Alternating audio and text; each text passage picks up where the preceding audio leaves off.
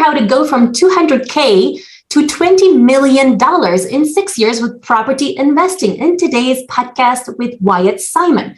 Welcome to Awakened Titans podcast with Lily Patrascu. Mind-blowing conversations with influential business titans sharing how you can manifest abundance, love, joy, success through quantum awakening, quantum manifestation, quantum healing, quantum miracles, exponential business growth, and innovative products and services. Wyatt Simon is the founder and managing partner of Full Circle Real Estate, and most know him as the guy that turned a 200K line of credit into a 20 million real estate portfolio in 5 years. The first question is, what's the secret to your success? Wow, quite the intro. Well, I appreciate the intro. I will say I don't own all of my portfolio. So for anyone out there that's like, that's way too good to be true, I own 40% of the portfolio. So I'll be honest with your audience. But yes, if I had to pick one thing that was key to my success, it was not giving up, because there are so many headaches, as I'm sure you know, in the entrepreneurial journey. And I think failure is when you stop, but success is when you just push through every single one of them. Thank you. Can you tell us how entrepreneurs can invest in property with little capital or with no capital at all? Definitely. So I'll take it back to the whole reason why I started investing. I think everybody kind of knows why you want to start investing, right? I read a little book called Rich Dad, Poor Dad by Robert Kiyosaki, the Purple Bible, right? And in that book, it talks about having assets work for you while you sleep so that you don't have to work for money the rest of your life. And so when I read that, I was like, oh my gosh, like, yes, I want that. But how do I get these assets? Because I'm broke. I'm in my 20s. I just got out of college and I got fired from my first job. So how in the heck am I supposed to buy these assets? And so what I did is I then got a job and I became lendable. And once I became lendable, that means the bank would actually lend me money to go buy assets. I then learned of a strategy that allowed me to acquire assets with a little bit of money in, improve the value, refinance my money out, and then keep the asset. And that was like the big unlock for me. That's called the BRRRR strategy. That stands for buy, renovate, rent, refinance, repeat. And again, that just allows you to recycle your capital out by buying something under value, improving it, refinancing it back out, keeping it, and doing it again and again and again. So here we are. I've done that 70 plus times. I have currently over 60 houses and then some other multifamily buildings. And yeah, now I love teaching people how to do it and actively invest in Omaha, Nebraska. Thank you. Tell us about how someone can become a property investor without actually having the money and also without being employed. Because when you're employed, it's kind of easier for a bank to lend you money. But when you own a business, the bank will typically give you, I'm not sure if it's a 4.5 times your profit or something. And then I think if you started your business, let's say 3 years ago, maybe you haven't made enough profit from that business. Yeah, great question. So I've got a 2-step framework for how to succeed in real estate. Number one is you go make a bunch of money. You got to create your cash machine. And then number two is you invested in real estate. Okay. And I can really help with number two, how to juice returns. But if you haven't created your cash machine yet, then you got to start there, because it's really hard to invest and create money and wealth and make good decisions if you don't have a safety net of cash coming in from your active income. And so that could be a W-2 job, or ideally, that's a business, right? And businesses you can scale to become eventually passive, where you have that big cash machine coming in, and then you want to invest that surplus in real estate, because not only do you make a bunch more money, you get tax breaks, and yeah, everybody wins. Thank you. Can you give us an example of a deal you've done where you have used creative financing? Yes. So my first ever 23 unit I bought back in 2021, I bought from my in-laws, actually off market, and it actually appraised for a little over $1 million. We bought it for $900,000, and I brought $25,000 down. Now, how in the world did that happen? Well, it was paid off. And so they sell it to me for 900 if it was worth $1 million. Well, because they were going to have a huge tax hit when we bought it outright from them. And so instead of buying it outright from them, we actually bought it over the course of 5 years, spreading out their tax liability. And on top of that, we paid them interest on that 900,000. So their net number was actually more than that $1 million spread out over the course of the years for them. They also allowed me to only bring 10% down. So that was pretty cool. All I had to bring was 90,000. And then I brought a partner on for the deal. So I only brought 25,000 to the deal. My partner brought the rest, and boom, just like that, I owned a 23 unit apartment building. And I will say 3 years later, we refinanced, we paid off everyone, we pulled our capital out, and we still own that property to this day. Thank you. How did you discover this type of creative financing? How did I discover it? Well, I've paid for education, right? And so I'll put it this way. I have joined multiple different, groups. I've paid over 6 figures in, private education, which I would say has resulted me in a 1,300% return. And so I am I'm a huge believer in private education spaces over college, because you can graduate with a degree where you make $20 an hour, which is hardly anything nowadays with inflation. Or you can pay private education and really level up quickly. Thank you. One common approach is leveraging other people's money. How do you approach finding and using other people's money in order to finance your deals? Yeah, great question. I mean, naturally, as you're growing, you run out of money, right? There's so many deals and you can only have so much money for the deal. I work in a sales job, and so I was making a good 6-figure income, but it quickly became to a point where I couldn't keep up with all the deals that I wanted to buy.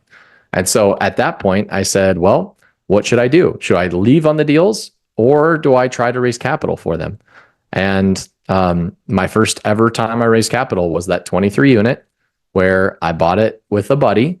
Funny enough, we were, it was after a basketball game. It was a buddy I worked with, and we're at the bar after a basketball game, and I'm telling him about this 23 unit. And I was not intending to raise capital for it. And he actually came up and approached me and said, dude, I really want to invest in this thing. I was like, okay, well, let me figure out how to make this work. And I will preface this with, that was after I had already bought in 20 some houses. And so everyone had kind of known I was that kid doing real estate, just doing the thing.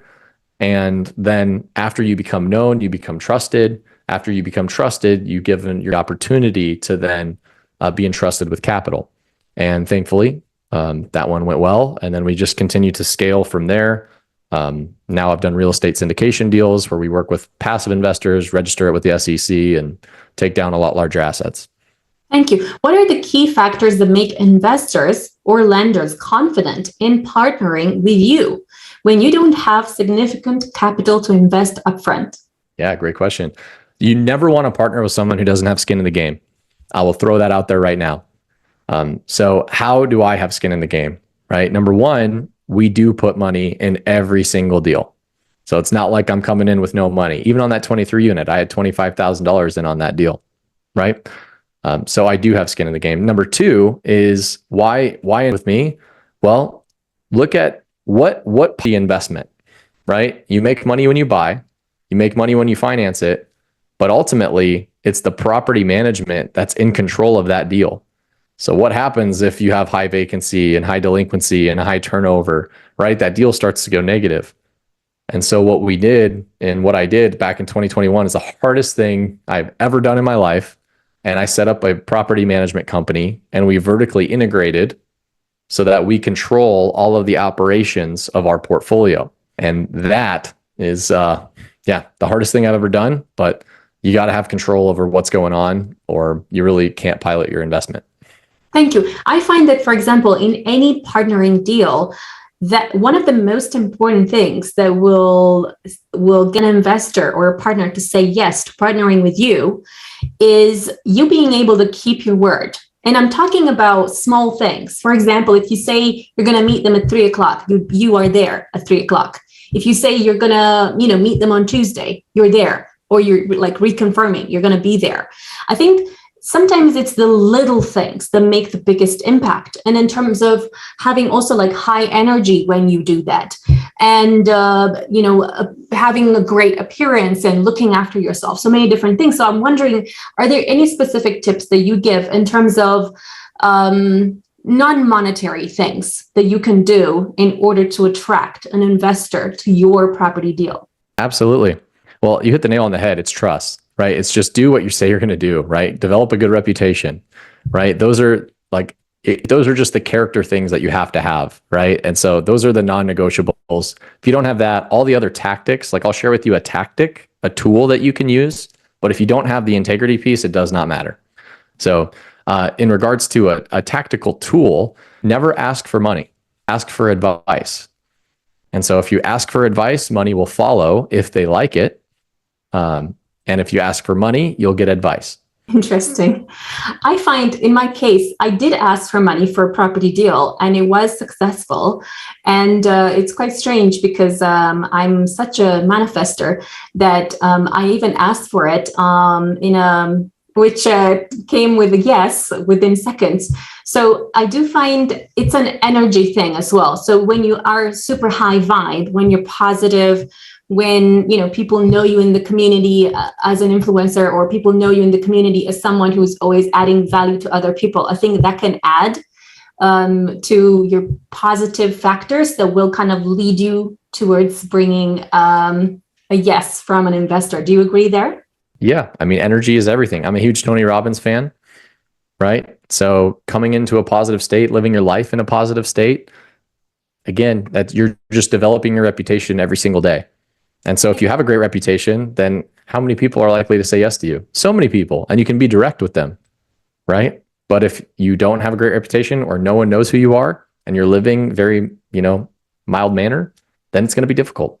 Yes. What are the risks involved in investing with little or no money down, and how do you mitigate those risks? Leverage, right? Leverage is the big risk, right? Because of debt. And so how do you mitigate the risks? You have to have good capital reserves. So in case there are hiccups, I guess number one is you got to look at it from the high level. Like, is this a good investment? Do I actually know how to run my numbers on this thing? Or am I going to get into trouble later on because I'm over leveraging, I'm missing something, right? Like the property I ever had. First one went well, second one went well. Here comes the third one, okay? The third property I ever had, I bought it and it was a dump. I was renovating the property on my own on a weekday, and the city inspector came and said, "What are you doing?" I said, "I'm fixing the property." "What do you mean?" And he said, "Where's your permit?" I said, "What's a permit?" And he then educated me on what a permit was, as well as what a red tag was. And he shut down the project. I had to get licensed contractors to do all of the work. That rehab took me, instead of 2 months, it took me 11 months. I went $46,000 over budget. And finally, I got it done and the tenant moved in. And then I get a call from the tenant. The tenant goes, "Hey, it smells downstairs." What now? And so I come over there and there's sewage all over the basement. And I'm like, "You've got to be kidding me." So come to find out, it was built with Orangeburg pipe. Are you familiar with Orangeburg pipe? No. So it was used during World War I because we were out of material for the war. And so it's basically paper mache. And that paper mache had turned to dust, which meant I had no sewer line. And so the entire sewer line had to get redone all the way out to the street. And that was another $16,200 hiccup. So all in all, it was a extremely insane lesson that I had to pay out the ass for, pardon my French. But it's because I didn't have experience. And so how do you reduce your risk? It's by getting experience. And you can get your experience either with the School of Hard Knocks, by partnering someone with experience, or by paying consulting with someone with experience. And I choose number 3 almost every time now. Thank you. Once someone has acquired their first property with little or no money down, how do they scale to a larger portfolio? Just keep buying. I mean, once you get your first one, then Again, you kind of got to go back to the cash machine, right? You have to have that cash machine kick in to be able to buy assets. Over time, your assets will go up in value and your loans will go down as you continue to pay them. So you'll build equity in your portfolio, and then you can refinance that equity to then use to buy more properties. And that's kind of like the stack method. Like it takes time. You know, my first year I bought 2, my second year I bought 4, my third year I bought 20. And so it stack as you get more experience. Thank you. You mentioned that you integrated property management into your business, so you kind of do it all yourself. But I wonder, for entrepreneurs that want to have passive income streams, what do you suggest? Great question. Yeah, I don't recommend being a real estate operator for everyone, because everything in life is active income, whether you realize it or not, right? And so even if someone puts a deal on your desk, it takes time to look at it and say, is this a good deal or not? Right. And so if you're making, $500 plus an hour, you probably shouldn't go into real estate. You should double down on what that is and then continue to leverage up on your active income. And when you do leverage up, you're going to need to put that income into assets. And that is when you passively invest in other operators' deals with something through like a syndication or a joint venture partnership. And so what you really want to do is you want to look for a trusted operator. I would recommend being vertically integrated, and I would recommend with some experience, right? Not a year in, and then partner with them and say, hey, look, I want to buy assets with you, and I want this, and then just see if it's a good fit. Thank you. How did you manage to take 200K to 20 million in 6 years? I hit the market good. No, in all reality, I mean, I use the BRRRR strategy. I set up an off-market deal finding, company. And so we buy all of our stuff off market, which doesn't mean there aren't deals on market. I bought my first 3 on market, but eventually we started going direct to seller, buying deeply discounted deals, and then putting in the operations to be able to buy them deep enough to refi them within 2 weeks and then hang on to them and then just scale.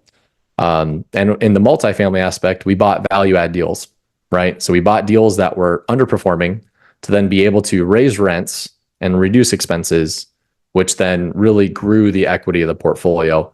Because if we had to wait for regular appreciation, we would have taken forever, right? But what we can do is force appreciation by actually improving the asset's value. Thank you. Which is better? Is it the multifamily passive income streams or the general type of other deals that you do?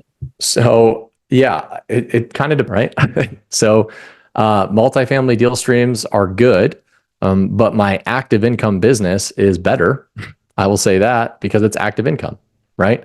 And so again, you got to build that cash making money machine. And what is your cash machine? Your cash machine should always be the best. It should always be the best. Thank you. What mindset shifts are necessary for someone to be successful in property investing? Dude, you're full of questions. Just rapid fire on this thing. I like it. So mindset shifts.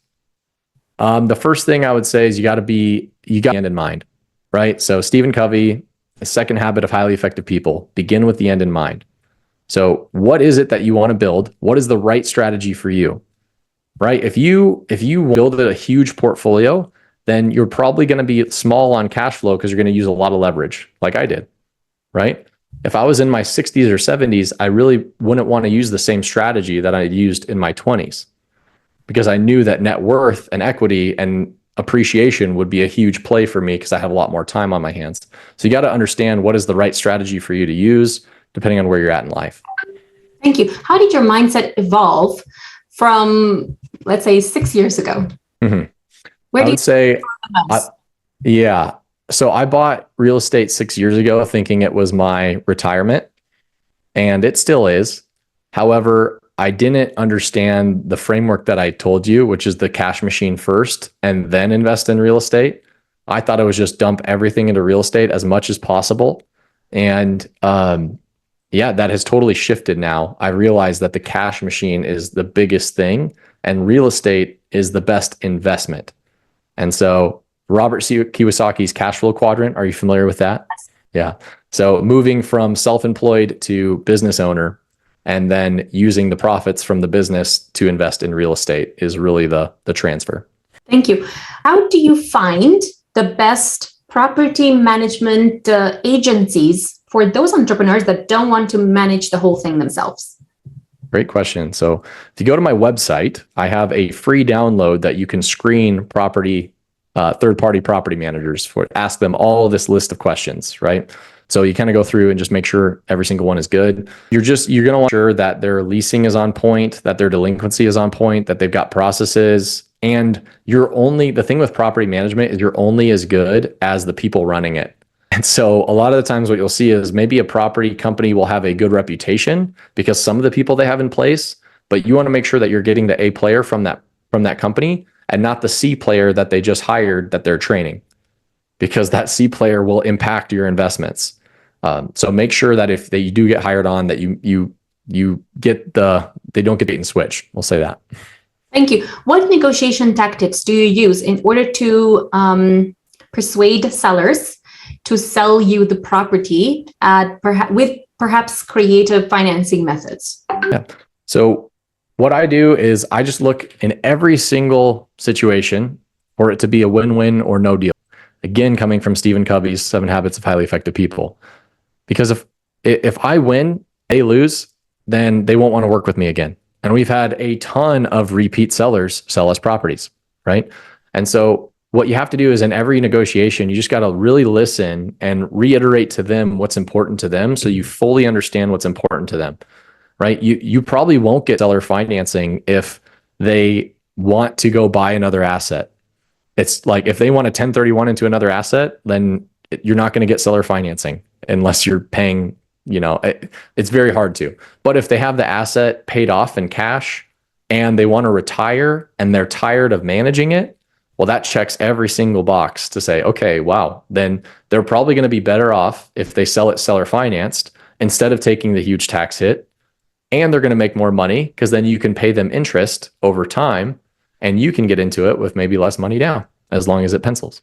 Thank you. What other creative financing methods do you recommend for entrepreneurs to be able to buy a larger portfolio? So there's obviously subject to, and that's a hot topic that Pace Morby loves to talk about. Honestly, creative deals, there's one of my favorite ways to do deals. I've done this both on the buy and the sell, is a lease option agreement. And so what does that mean? That means we lease the property from the seller with an option to purchase it within a set amount of years. And then on the back end, you can also do that if you want to. And when a lease option is good is if a seller no longer wants to be in control of the property. They no longer want to manage the property, do the rehab, XYZ. And so that is when you can come over and basically do the managing of the property as long as it pencils for your cash flow with the option to then buy it or have someone buy it from you. Thank you. What are the best ways to find lease options deals? That's a good question. I'm just trying to think. We do all of our stuff off market. So I only do a lease option agreement if our cash option isn't going to work and if they don't need the money, right? So those are kind of the boxes that I check. You can do lease option agreements. I've seen people target Zillow Rental Manager and actually just go on there and call the homeowners that are trying to call them mom and pop listings, right? Look for photos that are not professional. Call them, see if you can actually get a hold of the owner, and you'll be shocked how many people still do that. So you can get a hold of the owner, and then that owner probably just went through a rehab, and maybe this property is sitting vacant for a long time, and they're like, man, I don't want to do this anymore. I don't want to manage it. And so they'll be a lot more likely to do a lease option agreement as long as you know what you're talking about and you can clearly explain it and build trust with them. Thank you. What other places are there to find lease options deals? Other places. I mean, you can do it anywhere. You can do it on market, you can do it off market, but yeah, the best place to do it, I would say, is go for rental listings that are on market and then go for the mom and pops. Thank you. What's the best way to build a superpowered team of sellers, like landlords, tenants, builders, every person that you might need in order to run a successful property business? That is the golden question. That is what I wish I would have known when I started this thing out, right? But it's formed over the years. I mean, to give you guys context on this, I passed out 4 times from stress when I created my property management company because it was the hardest thing that I have ever done, right? And that's because, have you ever read the E-Myth, Michael Gerber? Partially, yes. Partially? Okay. So in the E-Myth by Michael Gerber, he talks about there's 3 people in every kind of business. There's the technician that does the work. There's the manager that manages the technicians that do the work. And then there's the entrepreneur that sets up the business, right? And so I'll in my life, I was the technician when it came to a foundation sales company. So I got really good at selling for my company that I worked for. I was the technician, right? I had 0 management skill because I never moved in management. And then on the side, I was building this entrepreneur hustle, right? And then when I created a property management company and I was 100% the business owner and had employees that was underneath me, that was the management piece that I had 0 experience. And that was the hardest thing ever. And so to build my team, what I ended up having to do is I hired a consultant after, it was affecting my health, my relationship. Like it was just awful. I was working with awful people. Like I had a really bad picker. And it didn't matter how hard I tried. If you hire the wrong people with the wrong skill set, it just won't work. Like I had a maintenance tech show up to I had a maintenance tech that was subcontracting the work and then inflating his hours, saying he was doing the work. And then he didn't pay the subcontractor. The subcontractor shows up to my door on a Harley demanding payment. I don't even know who this guy is. My wife's like, dude, what the heck is going on? I don't feel safe. Just awful things, right? So sorry, we got a little sidetracked, but to answer your question, it's to find the right team. You got to hire the consultant to get the experience. And then you just got to really be picky when you're picking your team members. Thank you. What are the biggest nightmares you've had with property investment and how did you overcome them? I'd say the biggest nightmare was the Purple Palace story I told you when we went way over rehab and over budget and the tenant moved in, right? How'd I overcome it? With my cash machine. Thank God that I was making a good amount of money in my W-2 job to be able to pay for this huge learning tax that I had to overcome. And then you can bet that I, moving forward, and knew what a permit was. I knew how much things cost. I knew what a sewer line was, all these things, right? So unfortunately, that was the school of hard knocks. Thank you. What's the biggest piece of advice you'd give to newbie property entrepreneurs?